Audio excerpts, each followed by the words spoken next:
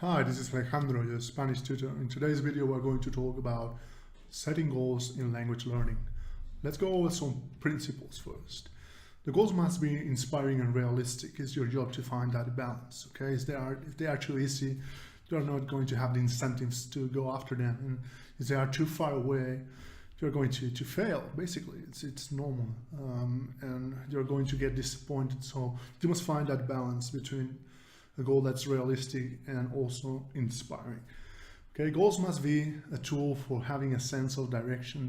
They must guide you through every step of the process. And doing that, you must know, and having your goal, you must ask yourself, okay, does this get me closer to that goal?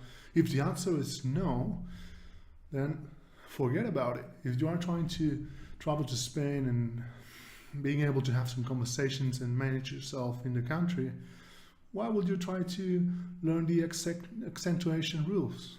Why is that useful to write whatever it is?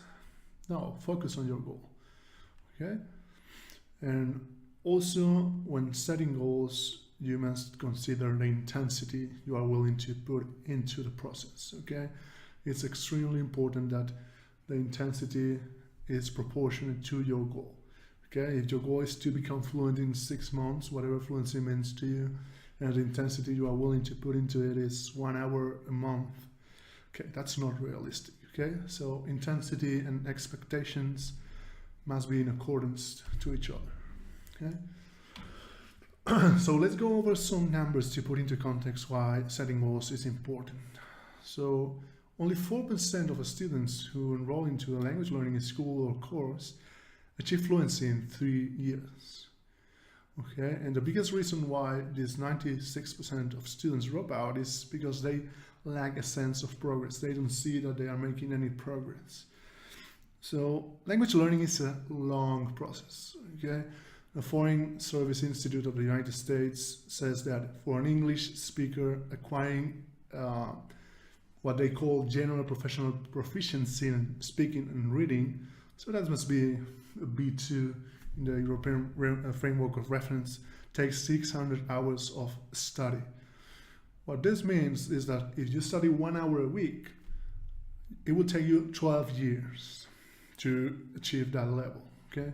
And if you study 40 hours a week, it will take you 3.5 months. Another thing to consider in the case that you study 1 hour a week is that probably what you learn, if you don't do anything else in that hour, will be forgotten the next week. So the intensity is important, okay? So when setting goals, you must ask yourself a couple of questions. First, you need to define fluency. What does fluency mean to you, okay? And to know really what you are looking for, what you are pursuing in the language, a good question is, imagine if a gene gave you instant mastery of your Tango language. In that case, what would you do with the language, right? So that answer is going to be a good guidance towards setting a goal that is useful for you, okay? And another way of asking the same question, but maybe getting more specific, is in which situations do you see yourself using the language in, okay? Do you see yourself using it to book a room, or do you want to debate on philosophy in Spanish? Do you want to read Spanish literature? Do you just want to perform given tasks in your job in Spanish? You want to negotiate in Spanish? Which situations are you seeing yourself using the language in? Moving on, we have some examples of long-term goals. It's important to have both long-term and then divide our long-term goals and set some short-term ones, okay? So you can see here, for example, read a book about whatever interests you in Spanish. That could be a goal. Maintain a 10-minute conversation with a native speaker. Talk for about 20 minutes about soccer with a native speaker. Or travel for a week to Sevilla, right?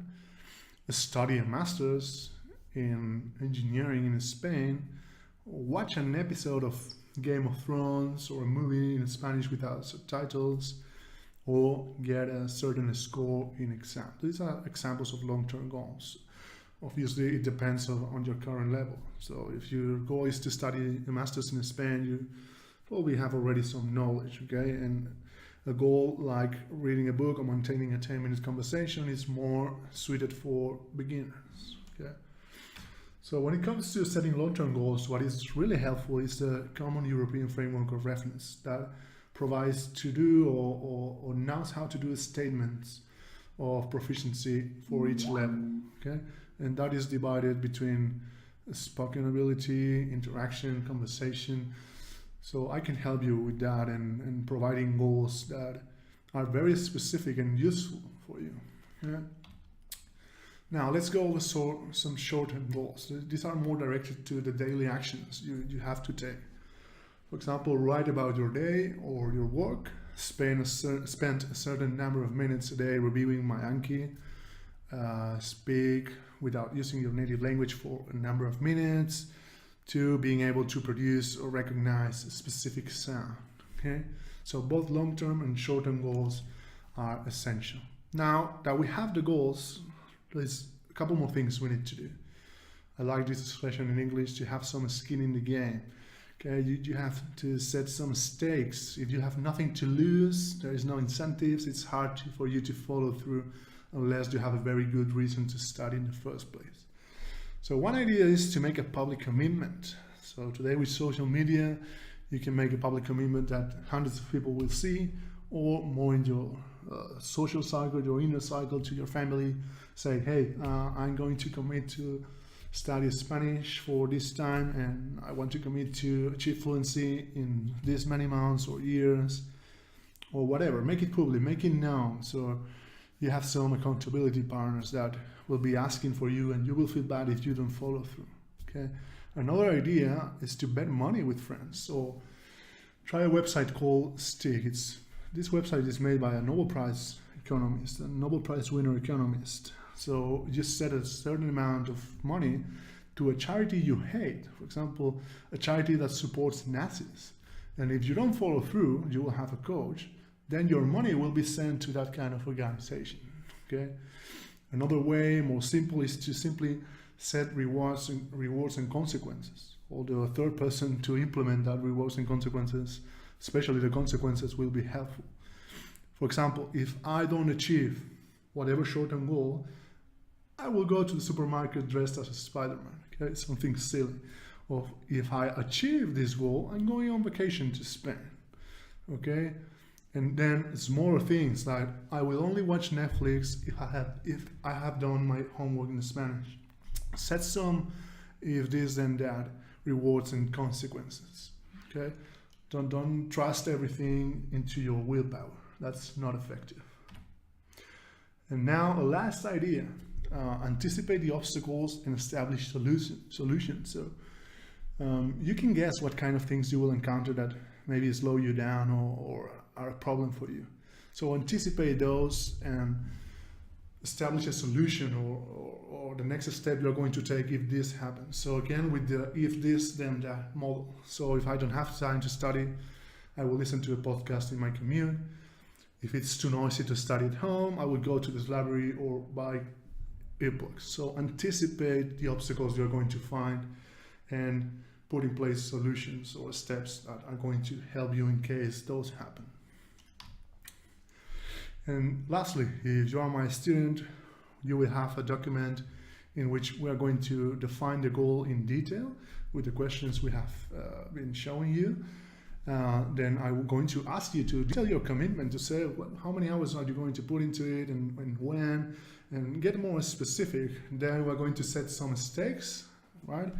As we talk about any public commitments, bettings, or rewards and consequences. And then we're going to set a tool to measure your progress. So we're going to define how we are going to measure that progress, okay?